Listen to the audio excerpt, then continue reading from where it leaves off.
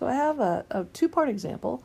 The first part we're going to look at how to find the speed given flow rate and area. And then the second part is we'll use that information to apply a little conservation of energy to fluids in the form of Bernoulli's equation.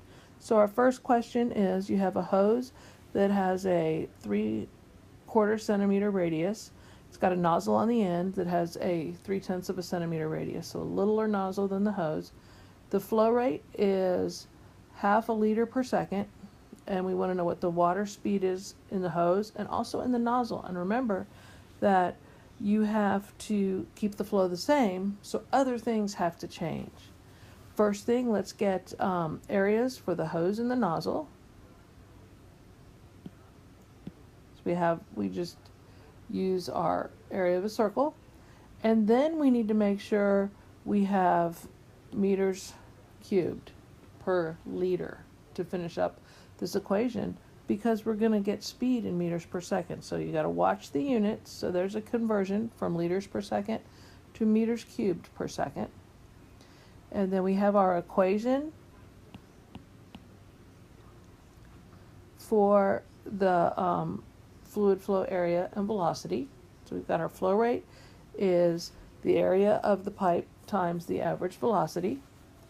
And we just rearrange it and plug our numbers in. And we end up with the hose has a velocity of the water of 2.8 meters per second. And then the nozzle, which is smaller, has a much higher speed for the water to go through. And I think you guys realize that if you played with water hoses and things, the smaller the nozzle, the faster it's coming out. The flow is going to be the same though, which is kind of interesting. Another way you could have solved this is, once you had one of the velocities, you could have used the continuity equation to find the other.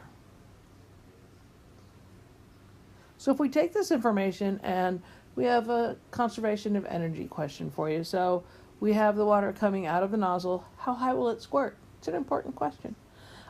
We have our same areas, our same flow rate, and we also know that the speed of the water in the hose is 17.6 meters per second.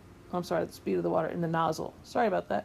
17.6 meters per second. So all of that will be useful when we put this into Bernoulli's equation. Other things we know is that the pressure is 1 atmosphere for the whole system.